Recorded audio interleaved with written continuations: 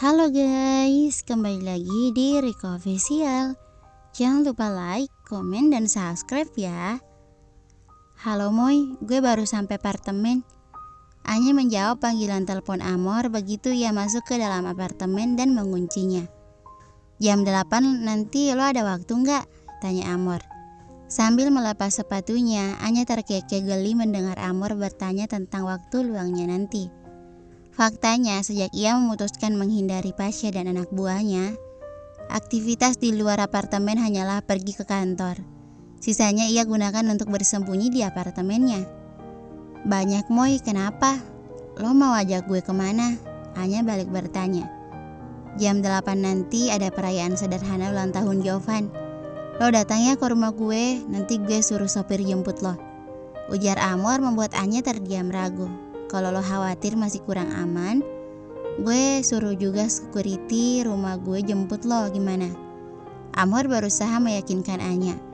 Cukup sopir lo aja yang jemput gue Moy. Gue mau datang tapi gue belum sempat beli kado nih buat Jovan, gimana? Mendengar Anya mempermasalahkan soal kado, Amor tertawa. Nggak usah bawa kado, lagian nanti gue akan kasih Jovan kado kejutan terindah. Kado lo nggak akan ada artinya. Kado terindah macam apa maksud lo Moy? Bikin gue penasaran deh.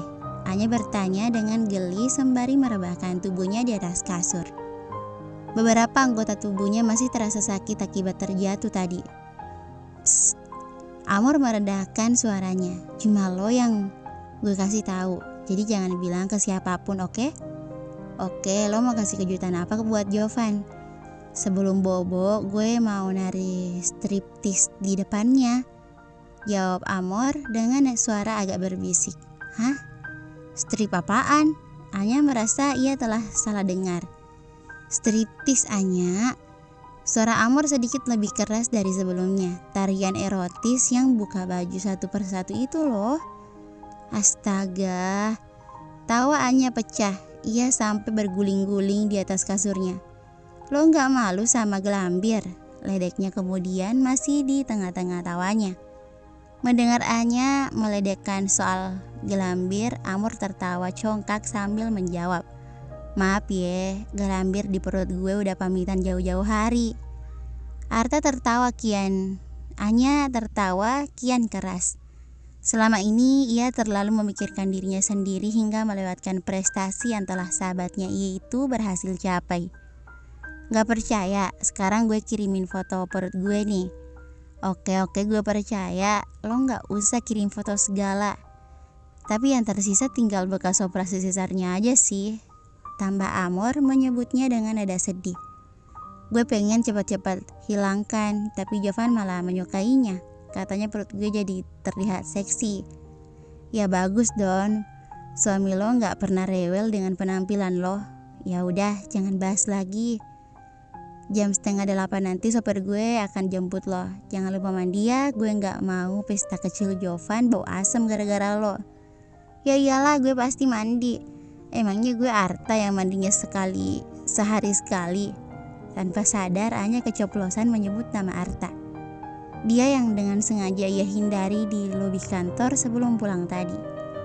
Arta juga gue undang sih sama Gita juga. Lo gak keberatan kan? Ujar Amor kemudian. Ngapain gue keberatan Moy? Sebagai tuan rumah itu hak lo. Sahut Anya. Ya kali aja lo gak suka. Lagian gue ingin kita kayak dulu lagi nya. Kumpul bareng, ngobrol bareng, karaokean bareng. Anya tertegun mendengar ucapan Amor. Sahabatnya itu benar. Ia juga rindu masa-masa itu. Masa dimana Pasha belum hadir di tengah-tengah mereka. Masa itu sangat indah saat Anya mulai mengenangnya. Kalau gitu tutup teleponnya. Gue mau mandi. Pintanya mulai bersemangat. Ia boleh saja bersembunyi dari Pasha, tapi tidak boleh sembunyi dari sahabat-sahabatnya. Oke, sampai ketemu nanti. Amor menutup teleponnya. Setelahnya, Anya menghela nafas panjang sebelum bangkit dari kasur. Tadi ia capek-capek menghindari bertemu Arta. Lucunya nanti ia malah akan bertemu lagi dengan Arta itu di rumah Amor. Betapa konyolnya jika mengingat ulahnya di lobi tadi. Hanya karena ia belum siap bertemu lelaki itu. Anya nekat menghindar hingga ia terjatuh. Semoga saja Arta tidak menyadarinya bahwa ia adalah perempuan di lobi yang jatuh tersungkur dengan bodohnya. Anya lalu meraba hidungnya dan sontak meringis nyeri. Beberapa saat setelah jatuh, Anya baru menyadari kalau tulang hidungnya terasa nyeri, bengkak, dan mimisan akibat membentur lantai saat terjatuh. Pukul 8:15, Anya sampai di rumah Amor dan Jovan dengan parsel cookies yang sempat ia beli saat melewati toko kue langganan Amor. Begitu melihat dirinya datang dengan parsel cookies, Amor pura-pura kesal. Udah gue bilang gak usah bawa apa-apa juga. Cuma parsel cookies, gak berat buat gue. Timpal Anya seraya mengeluarkan parselnya pada Amor. Lalu tatapan Amor langsung fokus pada hidung Anya. Hidung lo kenapa jadi kayak jambu monyet gini? Tanyanya heran. Anya meraba hidung yang bengkaknya gagal ia tutupi dengan foundation dan bedaknya.